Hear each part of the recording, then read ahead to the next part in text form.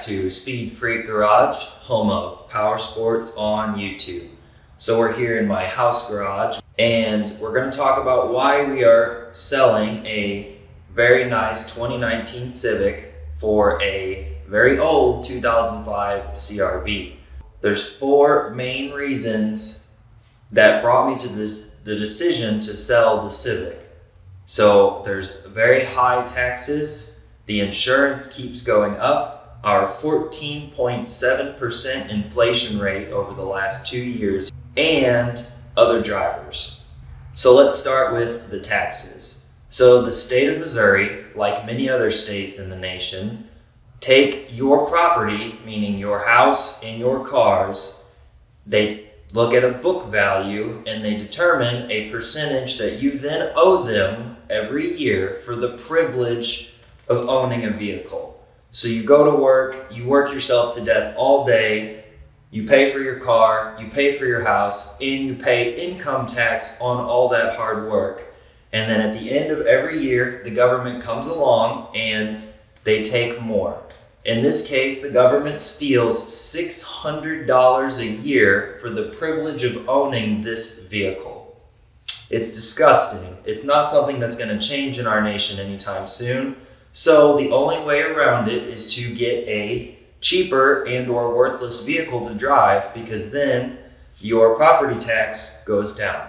So again, $600 a year stolen by the government for the privilege of owning a vehicle that you work to death to earn every day. Number two is the insurance. Insurance companies are a scam, that's no secret. They fill their shareholders' pockets with money while the rest of us suffer. In this case, $1,100 a year to drive this car with full coverage insurance, which is accident, damage, theft, storms, whatever. $1,100 a year.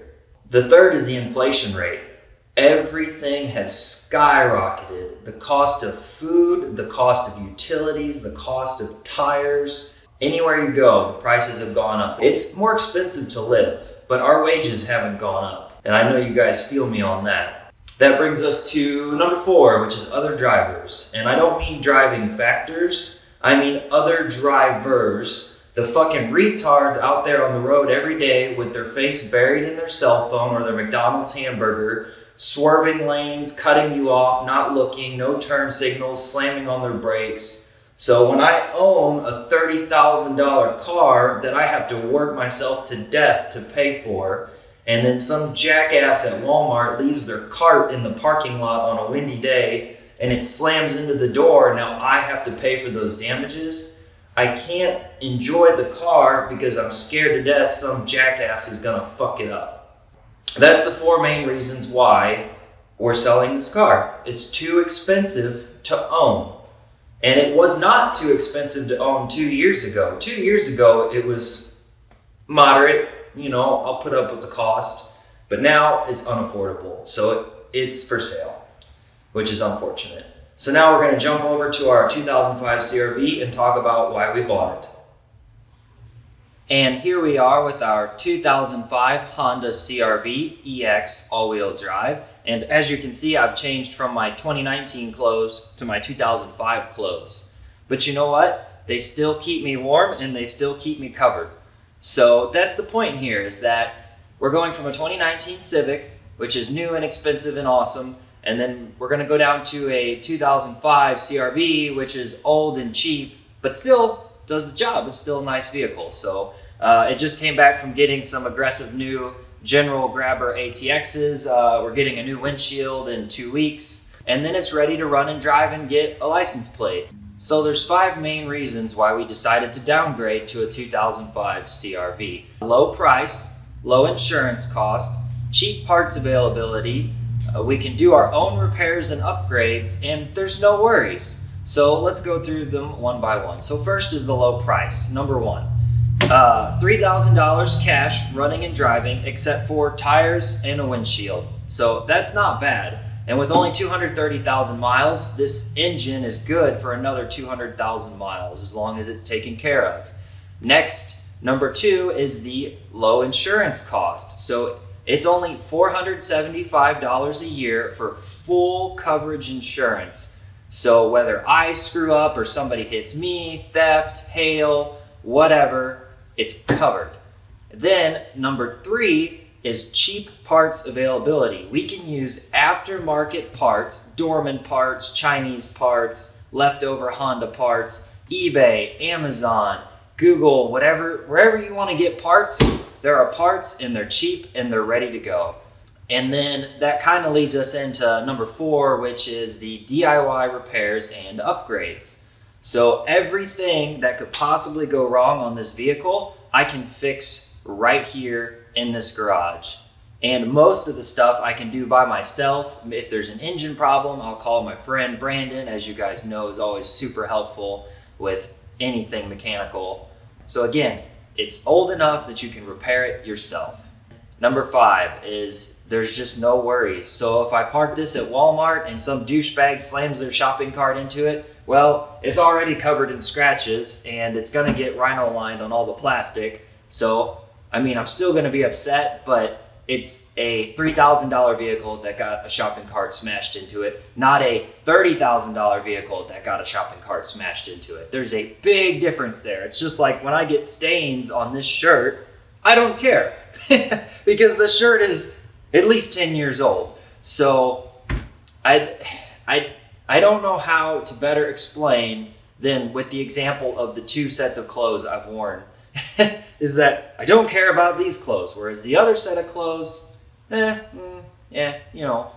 So now I'm going to jump over to my computer and get a microphone on to go through the math, the actual math, which most people don't give a shit about.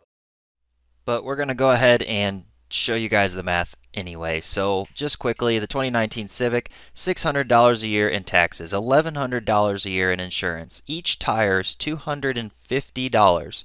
Repairs, which would have to be at a dealership because of all the computer crap, is $150 an hour plus Honda genuine parts. The engine is an L15B7, which is good to at most 200,000 miles.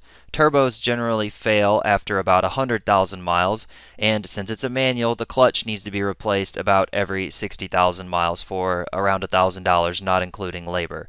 And it's front-wheel drive, so it does okay in the weather, but not great.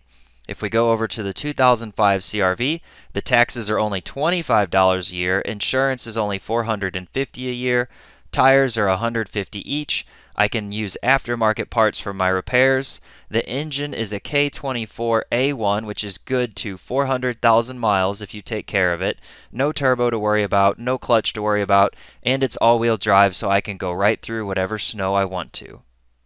So this is some very loose math here, but if you take 10,000 miles per year of driving and you look at the bare minimum cost of ownership, which is taxes, insurance, tires, and major repairs that are, required. So the 2019 Civic next month will cost me $0. The 2005 CR-V is going to cost about $1,200 in tires and repairs. However, at the first of the year next year, the Civic will instantly cost $1,700. The CR-V will only jump up to $1,700, but that includes the tires and repairs, so this is a cumulative list. In 2024, the Civic has now costed me double what the CR-V would have costed. 2025, it gets worse. 26, 27, even with buying new tires for the CR-V after another 10,000 miles, the Civic is way, way, way more expensive to own, especially when you consider the Civic will need new tires again in 28. So again, this math is very, very, very quick math, and this is, but if you added, let's say, $1,000 in repairs into the CR-V column every year, the Civic would still be more expensive to own. As far as I'm concerned, the CR-V is the right choice and the way to go, and so stay tuned because you guys are going to be seeing a lot of videos of the CR-V coming up. Try not to hold me down, feel alive when I'm in this town. Look at those beautiful stars, I wanna drive